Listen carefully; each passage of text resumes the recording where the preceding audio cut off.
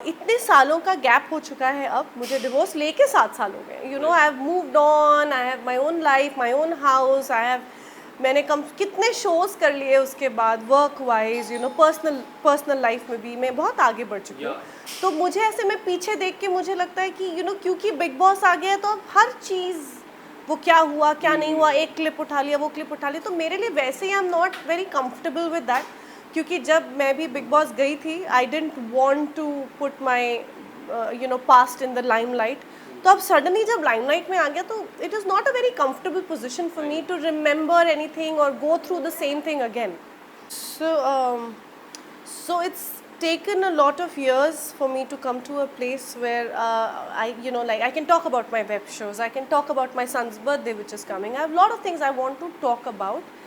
To go back years back to something which I am not, obviously it was not a very pleasant time in my life, जिससे ज़िंदगी पूरी की पूरी U turn ले ली, and बड़े करते संभलते करते हुए अब मैं एक जगह पे आई हूँ। मैंने खुद बिग बॉस किया हुआ है, I did not let that take the centre stage, तो suddenly it's all over the place, और वो मुझे कंफर्ट नहीं है मेरा उसमें, और वो डेफिनेटली मुझे बॉदर करता है। और शालीन जब जा रहे थे तो मैंने उनको कॉल किया था, I said I wish you all the best and I wish कि आप ट्रॉफी लेकर आएँ अपने घर and you win the damn show. And that is genuinely what I mean for him, because he is moving on, I've moved on, and I wish him luck and nothing else, right? But to in front of so many cameras, चाहे वो आप किसी भी कारण से, शायद किसी के गुड बुक्स में आने के लिए, या जो भी आपका रीज़न है, आप इतने फ्रिवलेसली हंसते हुए मेरे पास्ट को नहीं ला सकते, और उस चीज़ को इतने आसानी से आप नहीं बोल सकते। शायद he was trying to dodge it, या शायद जो भी उनका रीज़न था, बट वो मेरे लिए इट इज़ वेरी बिग, क्योंकि it is like it is not a comfortable place to be in, और वो मुझे बॉदर किया, और मैंने येस ट्वीट किया। और ऑनेस्टली उसके बाद मैं बिग बॉस अब ऑन एंड ऑफ देख ही नहीं रही हूँ। मुझे ऐसा लग रहा है कि मुझे कुछ रिसेंटली भी किसी ने पूछा कि शालीन ने ऐसा बोला है, थैंक गॉड मुझे पता ही नहीं हो, तो मुझे शायद वो देखा तो मुझे बहुत स्ट्रांगली हिट कर गया, because obviously I have a different story to the whole thing, so मुझे नहीं अच्छा लगा। बट शायद नहीं देखना इज़ माई ओनली एस्केप, तो मैं अब ट्राई कर रही हूँ कि ना देखूँ। सो शायद I save myself, and I want to save myself. मुझे emotionally I don't want to go through it, it's very simple. So do you believe that after telling you as a best friend, because best friend whenever मैं किसी को best friend बोलता हूँ तो I mean it, कि हम best friend एक ऐसा वर्ड हो जाता है जो काफ़ी बड़ा वर्ड हो जाता है, and he told you best friend, and after that so many things came out. यार मुद्दा एक्चुअली वो सब लोगों ने ये पूछा वो बेस्ट फ्रेंड है कि नहीं, क्वेश्चन वो है ही नहीं। लाइक कहीं ना बोला, अरे अभी तो आप उनको फ्रेंड भी बोल रहे हो, अरे पॉइंट वो है ही नहीं। अब इतने सालों के बाद अब वो मेरे बेटे के पिता हैं, इस चीज़ को कोई डिनाई नहीं कर सकता। हमारा रिश्ता टूट चुका है, लेकिन इतने सालों के बाद हम को एग्जिस्ट करते हैं। जब भी वो मैसेज करते हैं मुझे कि I want to meet Jayden, ऐसा कोई टाइम, ऐसा कोई नहीं होता कि मैं उनको रिप्लाई ना करूं या महीनों तक मिलवाऊं नहीं, ऐसा कभी नहीं हुआ। हाँ, कई बार ऐसा होता है कि मैं बिज़ी हूँ, मैं 2 दिन, आज नहीं 2 दिन बाद मिल लें क्या, ऐसे होता है, और मैं उनको बाकायदा, चाहे वो बाउंस में हो, चाहे वो मॉल में हो, चाहे वो घर पे हो, हम मिलते हैं, मैं उनको मिलवाती हूँ, बिकॉज मुझे लगता है जेडन के लिए बहुत ज़रूरी है, और उसकी वेलबींग के लिए हम एज को पेरेंट्स एग्जिस्ट करते हैं। अब इसको आप एक फ्रेंडशिप के दायरे में डाल सकते हैं, इसको आप को पेरेंट्स का कोई अगर वर्ड हो तो उसमें डाल सकते हैं।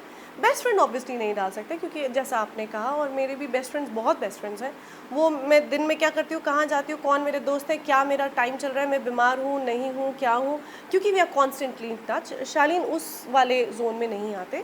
हम भी कभी कभी, मुझे भी उनका दुख सुख पता चलता है, मैं भी कई बार बोल देती हूँ, लेकिन हमारा वो कॉन्स्टेंट टच, एक रिलेशनशिप जो होता है फ्रेंड्स का, वैसा नहीं है। अब उसको आप किसी भी उसमें डालें, that is not the point.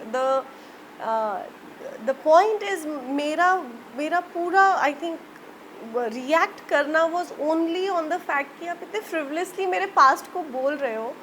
वो सिर्फ आपका पास्ट नहीं है, वो मेरा पास्ट भी है, और उसके लिए आप मतलब, या, सो दैट इज़ माई दुखती रात इज़ दैट, एंड या, वो जब आएंगे तो I am sure I am going to confront him and tell him that you can't do this. I am sure कि उनका अपना एक वर्जन होगा, वो एक बहुत अमेजिंग तरीके से चीज़ें बोल जाते हैं, तो शायद मैं कन्फ्रंट ना भी करूँ, आई डोंट नो, बट हाँ, that was the reason, and I want to not watch. I think I'll be more comfortable not watching, not knowing will be better, पर आपका अगर मैं जानना चाहूँगा इफ यू आर ओके, पहला सवाल क्या होगा उनसे कि अबाउट द बेस्ट फ्रेंड और you have played a game inside. I hope he stays there for so long that I have forgotten this and I have other lot of things taken over कि मुझे याद ही ना रहे. I would rather hope that. So I hope कि कोई confrontation, पंगा confrontation का नहीं है, बात क्या मैं पूछूंगी क्या नहीं वो बड़ी personal बात है, वो देखेंगे. But मुझे उस रास्ते जाना ही नहीं, मेरा हो गया कोटा of my past. अब I also went to Bigg Boss. आप लोग कभी अर्जेंटली शालीन के घर नहीं गए होंगे कि दलजीत ने ऐसा बोला है बताओ. आई डोंट थिंक सो, क्योंकि मुझे याद ही नहीं कि मैंने ऐसा कुछ कभी बोला हो. जेडन के नाम पे ज़रूर मुझे डिसरिस्पेक्ट एक बार लगी थी और मैंने बहुत स्ट्रांगली बोल दिया था. लेकिन my agenda of life when I moved out of his life was to move on. और मैंने बहुत मेहनत की है उसके लिए टू क्रिएट माई सेल्फ. ये छोटा सा घर है, रेंट का घर है, लेकिन मेरा बनाया हुआ है. एक छोटी छोटी चीज़ें मैंने यहाँ ली है, तो एक नई शुरुआत की है और मैं बहुत खुश हूँ. And it is a real fact कि मैं बहुत खुश हूँ. तो मुझे वो वापस वो याद करना या वहाँ जाना पसंद नहीं. सो या इवन आपके बिग बॉस की मैं जर्नी की मैं बात करूँ, वो आज तक का हिस्ट्री में सबसे नंबर 1 बिग बॉस. हाँ, कितना ब्लेस फील करते हो? though I have had obviously the shortest journey in that season, मैं 2 ही हफ्ते थी. Definitely I feel blessed. पहली बात क्योंकि मुझे सिद्धार्थ को मिलने का मौका मिला और वो हम एक ही बेड पे भी रहते थे, तो कई रात को कई बार बातें करते थे. वो यूजुअली अपने मम्मी के बारे में, उनकी जर्नी के बारे में, अपने पापा को बहुत याद करते थे. तो I have some very very fond memories of Siddharth which I feel कि कई बार कई लोग किसी के लाइफ में एक ना किसी रीज़न से आते हैं और छू के निकल जाते हैं. सो I think he came in my life ताकि कुछ मेमोरी शायद उनकी मेरी ज़िंदगी में लिखी थी. And of course 13 was one of the best seasons anybody has seen, and the only one season I've seen throughout obviously. बहुत मेमोरीज़ हैं, मतलब मेमोरीज़ रहने की ज़्यादा है कम है. आई थिंक जो देखा, जो हम रिएक्ट करते थे, बड़ा अच्छा लगता था. मुझे बिग बॉस समझा नहीं when I was there, but उसके बाद जब मैंने बिग बॉस देखा उस लाइक ओ ये करना था, ओ नो. तो मुझे पता ही नहीं था. मेरा प्रॉब्लम ये है, रन बाय माई हार्ट. मुझे अब शायद बिग बॉस देखती हूँ तो मुझे लगता है अच्छा ऐसे खेलते हैं, अब समझ में आता है, पहले नहीं आता था. बट अभी भी चर्चा होती है वाइल्ड कार्ड एंट्री आपकी हो सकती है घर में.